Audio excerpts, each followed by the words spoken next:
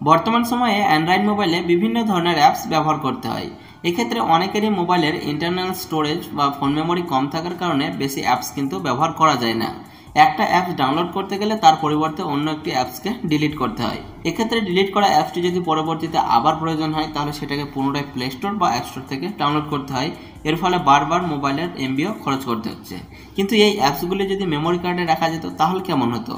অবশ্যই ভালো হতো। ইয়েস, আজকের ভিডিওতে অ্যাপস কিভাবে মেমোরি কার্ডে রাখা যায় সেটাই দেখাবো। এর ফলে আপনার স্মার্টফোনের ইন্টারনাল স্টোরেজ কত জিবি সেটা দেখার দরকার নেই, আপনার এসডি কার্ড কত জিবি সেটা দেখলেই হবে। 8 জিবি থেকে 16 জিবি মেমোরি হলেই যথেষ্ট, আপনি আনলিমিটেড অ্যাপস ব্যবহার করতে পারবেন। তবে ভিডিওটি একটু লম্বা হতে পারে, মনোযোগ সহকারে দেখবেন। ভিডিও শুরু করার আগে একটি কথা, যদি ভিডিওটি ভালো লাগে তাহলে অবশ্যই লাইক করবেন। আর এই ধরনের নতুন নতুন টপিকের ভিডিও প্রতিদিন দেখার জন্য চ্যানেলটি সাবস্ক্রাইব করে পাশে থাকা বেল আইকনটি অল করে দেবেন। তো চলুন ভিডিও শুরু করা যাক। এর জন্য আপনার মোবাইলে ছোট্ট একটি অ্যাপ্লিকেশন ডাউনলোড করতে হবে। তো ডাউনলোড করার জন্য আপনার প্লে স্টোরে চলে আসবেন। প্লে স্টোরে আসার পর এখানে সার্চ বারে সার্চ করবেন ডিভাইস ইনফো। এই ডিভাইস ইনফো লিখে সার্চ করলে আপনাদের সামনে অনেকগুলো অ্যাপ্লিকেশন ওপেন হয়ে যাবে। তো এর মধ্যে থেকে 2 নম্বর যে অ্যাপ্লিকেশনটি রয়েছে এই অ্যাপ্লিকেশনের উপরে ক্লিক করবেন। তো এই অ্যাপ্লিকেশনের লিঙ্ক আমি আমার ভিডিও ডেসক্রিপশনে দিয়ে রেখেছি, সেখানে ক্লিক করলে আপনারা ডাইরেক্ট এই পেজে চলে আসতে পারবেন। তো এখান থেকে এই অ্যাপ্লিকেশনটি ইনস্টল করে নেওয়ার পর ওপেন করবেন। তো আমার অলরেডি এটা ইনস্টল করা আছে, তো আমি এখান থেকে সরাসরি ওপেন করে নিচ্ছি। এই অ্যাপ্লিকেশনটি কিন্তু ডাউনলোড করার পর আর আপনার ইন্টারনেটের প্রয়োজন হবে না। তো আপনি ইন্টারনেট চাইলে বন্ধ করে দিতেও পারেন। তো আমি আমার মোবাইলের ডাটা বন্ধ করে দিচ্ছি। অ্যাপ্লিকেশনটি ওপেন করলে আপনাদের সামনে ঠিক এরকম একটা ইন্টারফেস ওপেন হয়ে যাবে। তো মেন টপিকে আসার আগে আমি আপনাদেরকে জানিয়ে দিচ্ছি এই অ্যাপস থেকে আপনারা কি করতে পারবেন, জানলে আপনারা অবাক হয়ে যাবেন। সত্যি একটা অসাধারণ একটি অ্যাপস। তো 2 নম্বর যে অপশনটি রয়েছে এখানে দেখতে পাচ্ছেন ডিভাইস। তো ডিভাইস অপশনে যদি ক্লিক করেন তাহলে আপনার মোবাইল বা আপনার ডিভাইসের যে সম্পূর্ণ ইনফরমেশন সব আপনি এখানে পেয়ে যাবেন। দেখতে পাচ্ছেন ডিভাইস নেম, আপনার মডেল, ম্যানুফ্যাকচার সব কিছু আপনি এখান থেকে পেয়ে যাবেন। তবে এখানে সিস্টেম অপশনে ক্লিক করলে এখান থেকে আপনারা অনেক গুরুত্বপূর্ণ একটি জিনিস জানতে পারবেন। সেটি হচ্ছে আপনার মোবাইলটি অ্যান্ড্রয়েডের কোন ভার্সন, এবং আরও একটি গুরুত্বপূর্ণ জিনিস হচ্ছে আপনার মোবাইল কত তারিখে রিলিজ করা হয়েছিল সেটা আপনি এখান থেকে জানতে পারবেন। দেখতে পাচ্ছেন আমার এই মোবাইলটি 21 অগস্ট 2017 তারিখে কিন্তু এই মোবাইলটি আমার রিলিজ করা হয়েছিল। তো আপনি কিন্তু খুব সহজে চেক করতে পারবেন যে আপনার মোবাইলটি কত তারিখ রিলিজ করা হয়েছিল। তারপর এখানে রয়েছে আপনার সিপিইউ আসলে এখানে আপনি আপনার সিপিইউর সম্পূর্ণ ডিটেলস পেয়ে যাবেন। তারপর রয়েছে আপনার ব্যাটারির যত আছে আর কি ইনফরমেশন সব এখানে পেয়ে যাবেন। তৃতীয়ত এখানে ইন্টারনেট। তো আমার এখানে ইন্টারনেট কানেকশন যেহেতু অফ করা আছে তাই এখানে কিছু দেখাচ্ছে না। তারপর এখানে রয়েছে আপনার ডিসপ্লে। তো ডিসপ্লেতে আসলে আপনার ডিসপ্লে যত ইনফরমেশন রয়েছে, যত ডিটেলস রয়েছে সব কিছু আপনি এখান থেকে পেয়ে যাবেন। আরও একটি গুরুত্বপূর্ণ জিনিস হচ্ছে আপনি এখানে ক্যামেরা একটি অপশন পেয়ে যাবেন। তো ক্যামেরা অপশনে যখনই ক্লিক করবেন আপনার মোবাইলের ক্যামেরা অরিজিনালি কত মেগাপিক্সেলের সেটা আপনি এখান থেকে জানতে পারবেন।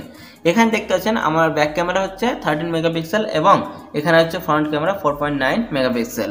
তো এখান থেকে কিন্তু আপনি আপনার অরিজিনাল মানে ক্যামেরার ডিটেলস কিন্তু এখান থেকে পেয়ে যাবেন। এছাড়াও আপনার এই ক্যামেরাতে কত কিছু ফ্যাসিলিটি রয়েছে সব কিছু এখান থেকে দেখে নিতে পারবেন। তো যাক, অনেক কিছুই বলা হয়েছে, এখন মেন টপিকে আসা যাক। এখানে দেখতে পাচ্ছেন একটু স্ক্রল করে একদম শেষের দিকে চলে আসলে এখানে পেয়ে যাবেন অ্যাপস একটি অপশন। তো আপনি এই অ্যাপস অপশনে ক্লিক করবেন।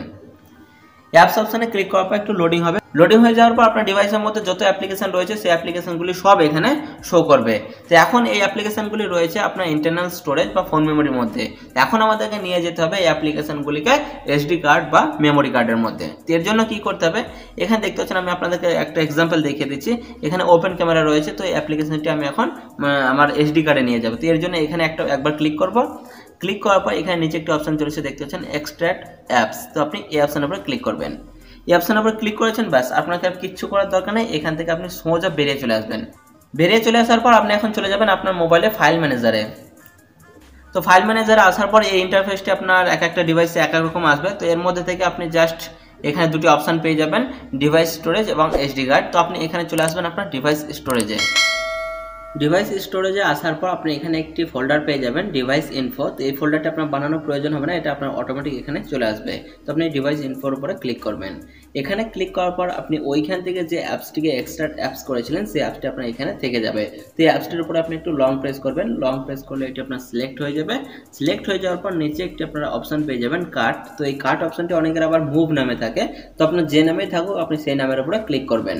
তো আমার যেহেতু কাট আছে সেহেতু আমি কাটের উপরে ক্লিক করছি। কাটের উপরে ক্লিক করার পর আপনি এখান থেকে একটু ব্যাকে আসবেন। ব্যাকে আসার পর এখন আপনাকে যেতে হবে এসডি কার্ড অপশনে। তো এসডি কার্ড অপশনের উপরে ক্লিক করবেন। এসডি কার্ড অপশনের উপরে ক্লিক করার পর এইখানে আপনাকে একটি ফোল্ডার তৈরি করতে হবে। তো ফোল্ডার তৈরি করার জন্য নিচে অপশন দেওয়া রয়েছে নিউ। তো আপনার যদি এই অপশন না শো করে তাহলে উপরে 3 ডট শো করবে। 3 ডটের উপরে ক্লিক করবেন, দেখবেন নিউ ফোল্ডার একটি অপশন চলে এসেছে। তো আপনি সেখানে ক্লিক করার পর এখানে একটি নতুন নাম দিয়ে ফোল্ডার তৈরি করবেন। আপনি যে কোনো নাম দিতে পারেন। তো আমি এখানে অ্যাপস ট্রান্সফার লিখে দিলাম। তো আপনি যে কোনো নাম দিয়ে এখানে লিখে দিতে পারেন, তারপর আপনি এখানে ওকেতে ক্লিক করবেন। ওকে করে দেওয়ার পর আপনি যে নাম দিয়ে ফোল্ডারটি তৈরি করেছেন সেই নামটি আপনার এখানে শো করবে, সেই নামের ফোল্ডার। তো আমি এখানে অ্যাপস ট্রান্সফার নামে ফোল্ডার তৈরি করেছি, সেহেতু আমার এখানে দেখতে পাচ্ছেন অ্যাপস ট্রান্সফার নামে ফোল্ডার এখানে শো করছে। তো আপনি যে নামে বানাবেন সেই নামের উপরে ক্লিক করবেন, সেই নামের উপরে ক্লিক করার পর নিচে একটি অপশন পেয়ে যাবেন পেস্ট। তো আপনি এই পেস্ট অপশনের উপর একবার ক্লিক করে দেবেন। পেস্ট অপশনে ক্লিক করে দিয়েছেন, ব্যাস এখন আপনাকে কিছু করার দরকার নেই, আপনি এখন ব্যাকে চলে আসবেন। এখন আমি আপনাদেরকে প্রমাণ সহকারে দেখিয়ে দেবো যে অ্যাপসটি ডিলিট করার পর কিন্তু আর পুনরায় আপনাদেরকে প্লে স্টোর বা অ্যাপ স্টোর থেকে ডাউনলোড করার প্রয়োজন পড়বে না। দেখুন এই অ্যাপ্লিকেশনটি আমি ওইখানে কিন্তু পেস্ট করে রেখেছি, তো এই অ্যাপ্লিকেশনটা আমি এখান থেকে ডিলিট করে দিচ্ছি।